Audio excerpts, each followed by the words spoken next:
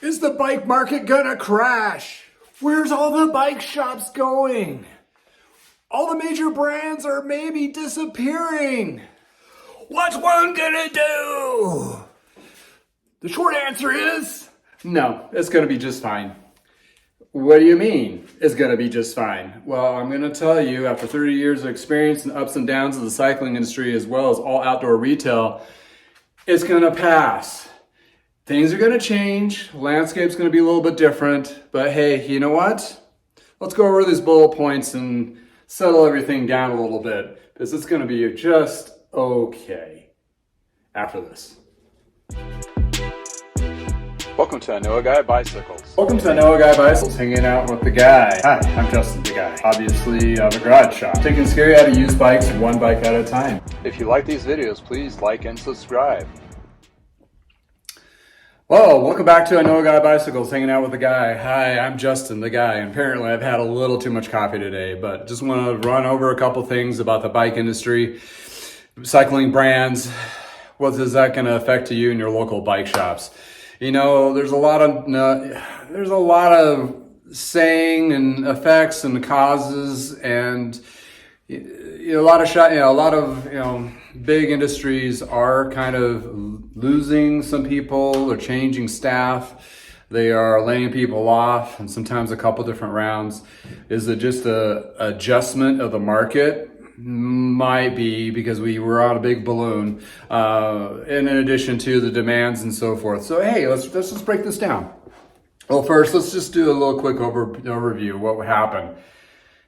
COVID hit, demand got high, oversold, overbuilt, and now people are cooling their jets on top of the economy going kind of weird. Gas prices are up, everything's more expensive, interest rates are higher. It's a perfect storm of like, oh crap, what's next? So, is this the first time it's happened? No. Back in the 90s, we had like oil disappeared for some reason, and rubber was super expensive or hard to find. And I remember my dad buying a whole bunch of tubes and tires, like over excessively amount to get us through the season. And yeah, I did have to shake out for a couple months and that kind of thing. Well, same thing for economy. Gas prices go up, people are going to look to their bikes to kind of cut down on those costs, ride to work or what have you, go to the store or do, entertainment activities, kind of do those changes. So yeah, things are definitely going to be different. The bike companies are going to be around. Yes, Trek, Specialized, Giant. They've been through all this before. They'll sustain the ride. They're just doing some shifts and changes, and you're going to get bikes, and hopefully at the end of the day, they get some learnings out of this. And what I mean by that, the big corporations have a narrative that they play by, and sometimes it does not correlate to reality and what the consumers want and so forth. That's where you get the abundancy of certain bikes that are overpriced or just didn't hit the market just right. So you got all those things are going to come to effect. So going to my first point, over 30 years of my experience, the low after every high. This goes back to the turn of the century. There was a big bike spike, and when they had some bike paths opened up, I think on the East Coast, New York City, I believe. And reading on this, and then they had a huge drawback from that industry back then. So even then, over the course of the last 100 years plus, there's been ups and downs. And the ups, we hit a huge up, which was crazy. And we're going to hit a kind of a soft down. And I'm not going to downplay it. It's going to hurt some shops for sure, and some customers as well. But at the end of the day, it's going to make you stronger. It doesn't kill you, it makes you stronger, right? It's the same kind of thing when you're looking at business and outdoor retail. It's one of those deals where you're going to adapt and adjust and find different ways to work your business. That's what your main focus is. And that's what their main focus is, and they're going to how to drive those customers. When you got the inflation, combination with gas prices and that kind of thing, people are going to go towards riding their bikes. They're going to dust off the bike, and kind of like in COVID hit, they're going to dust the bikes off and get them tuned up. So the service departments are going to kind of swell. is my prediction in the beginning of the season. There's going to be a lot more service. What's going to be nice in this sense is we actually have the parts to fix those bikes and not have to wait a couple weeks for those to get those fixed up, which is great. The service departments is kind of like the heartbeat of a bike shop, right? You keep that going, service departments and so forth. So I would take advantage of all those sales now while the shops are slow. You get a faster turnaround in addition to maybe a little bit of a discount, and you get a little better quality bike mechanics. I have a whole video on that thing, but anyway, this is the time to get your bikes tuned up and utilize that service department, as well as having those parts available to work on those before everybody else decides or realizes they're going to need to do that themselves this season, which is a big flood, depending where your market is. Usually starts in March, April, and May. Boom, goes crazy. So anyway, that's my 2 cents on that. So utilize your service departments in your local shop. If you have a local shop, vet one, Google search, look at the reviews, see if it's a niche, ask the right questions. Is it the kind of bike shop that you want to do business with? Because like voting, dollars is your vote, right? You put your money you invest into the shops and the businesses that you like. Same thing with your favorite restaurants and so forth and so on. So shifting gears, going to go into the big bike brands. Big bike brands, Specialized, Giant, all those other ones, especially, also, we're going to talk about the pros closet as well, because that is also an industry, which is the used market, which is several other companies out there that do the same thing, as well as big bike shops that do used bikes as well. So looking at big brands, yeah, they're doing a shift. And the market is shifting, and it was doing this in prior ups in 2019. Trek is buying bike shops. Specialized is starting to buy bike shops. Direct to consumer sales. All those things. It's changing the dynamic of how you get those bikes to the consumer. Those bigger bike brands are going to keep following suit. They have deep pockets. They have to do a little bit of shakedown and redirect and adjustment. Is it maybe too much staffing in one area where they need to get rid of that and add more staffing over here, which is in Trek's situation. They're opening up more stores. Do they need bike reps for those new stores? No, those bike reps you're not going to need them anymore. Sorry, bike reps. That's one of those things where, it's coming down the line. You have your own, you just know. It's unfortunate. Same thing with Specialized. They have a cutback on there. They're just reshifting the dynamics. The percentages are actually kind of low. Even this week is REI did some comeback of their cutbacks at their higher corporate level. I think situations like this give big companies opportunity to look and kind of reevaluate what their needs and don't needs, and they kind of trim back what they need to make themselves more efficient and lean.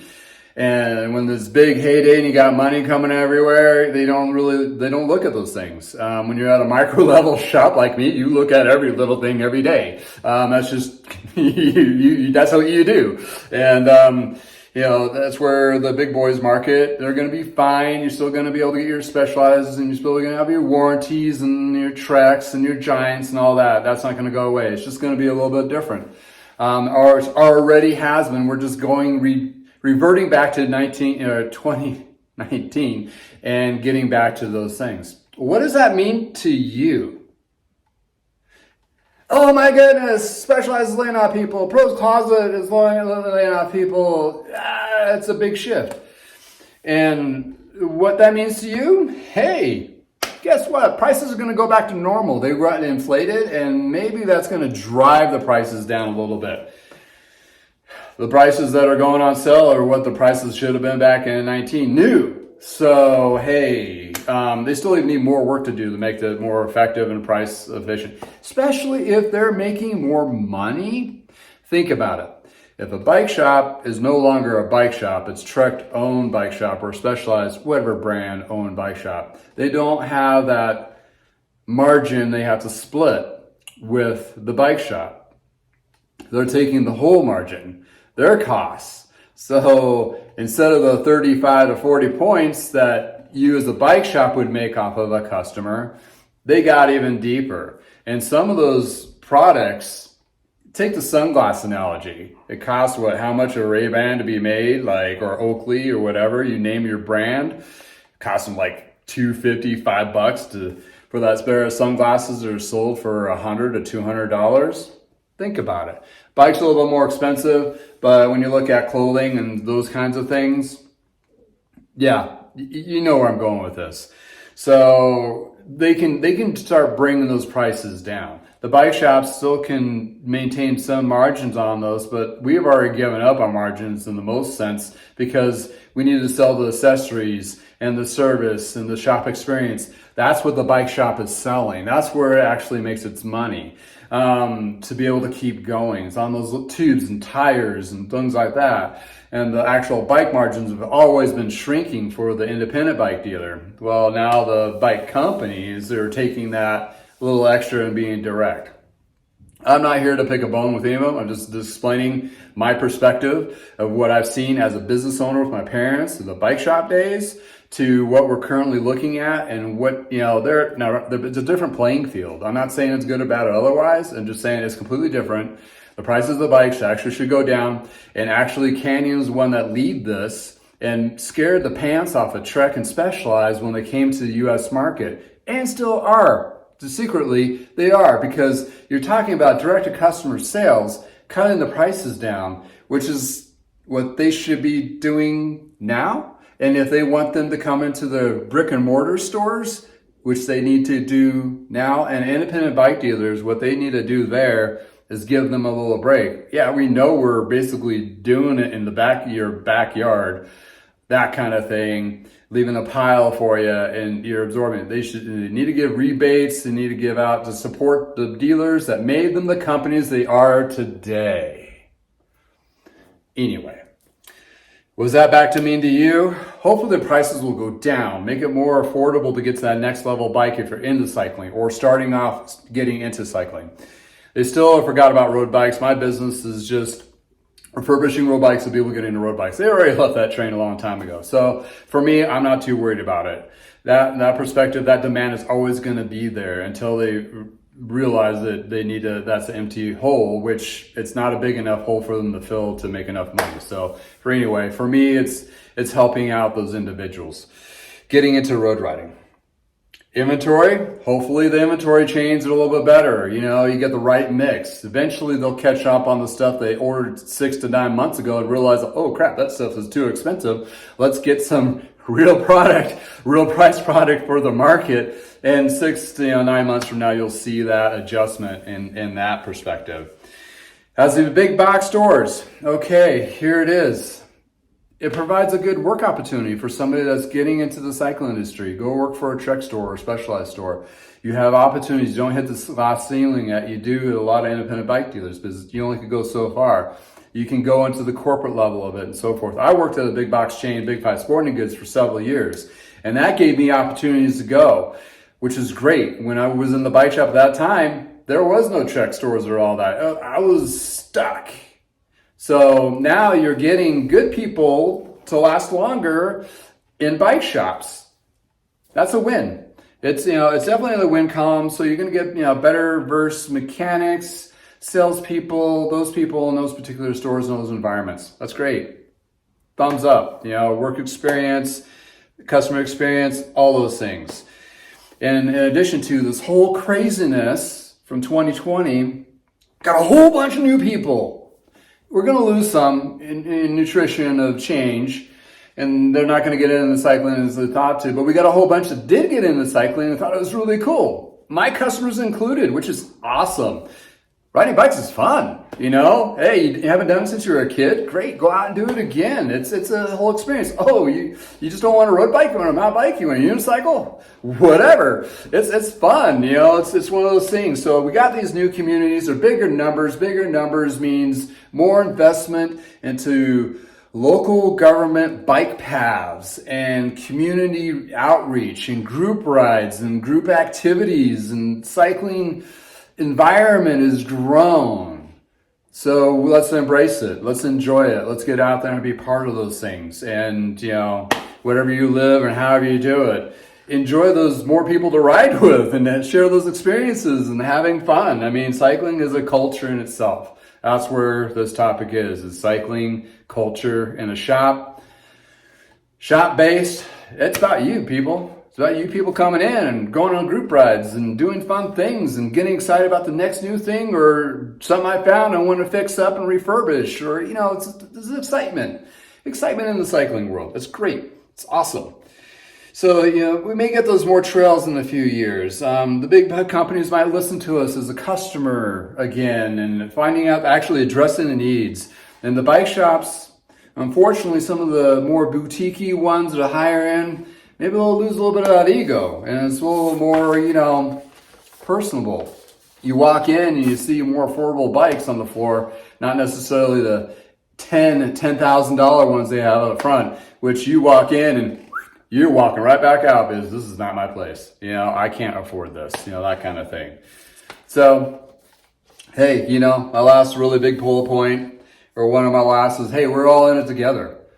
Bike mechanics, bike shop owners, corporate bike employees, customers, cyclists, enthusiasts, charity ride events, which, remember, I have to go sign my shop up for that MS 150 ride contract. Sorry if I haven't gotten that out yet, but it's one of those things that we're a community and we're in this together. And cycling has always been part of my heart, blood, and soul for the last 30 plus years. It's gave me a drive, a direction in life, and my family shop was wonderful, Parker Bikes, and it's one of those things that driven a lot of other people in that shop that grew up through the Parker Bikes experience. And hopefully shops are providing that, even at the corporate level. You got opportunities, you got the environment, and it's lifelong friends. I mean, it's just one of those things, customers and employees alike. So, money's tight, I know, but you need stuff for cycling, and think about where you want to spend it. Your dollars are actually votes of where you want to keep the shop in business. It might be a little bit more, but you get what you pay for. It's going to be there later for you. Service, same thing. You pay for you get what you pay for. You don't want to just, you find a good mechanic to work on your bike, pay a little extra. I mean, it's not like cheap oil changes. It's something that you want to make sure that, your bike is serviceable. That experience on the road, that path or ride where you're doing, you want that to be enjoyable. You don't want to have that cut short because something was cut short on the service that was done. So there's that bit on that. Support your shops. And we're all, and where do we go from here? Get on your bikes, people. Let's go ride. Spring's right around the corner. Get on that trainer. Get some exercise. Go to the gym. Pound those spin classes. Let's go. Let's do this. I am pumped for this season because it's this season. It's just great. COVID masks are gone. We got parts to work on stuff. We got new things coming down the line. Let's do it. Let's have fun. Let's do it right. Again, from the garage, thank you for your time. Hope you have a wonderful day. Until next time, from the guy.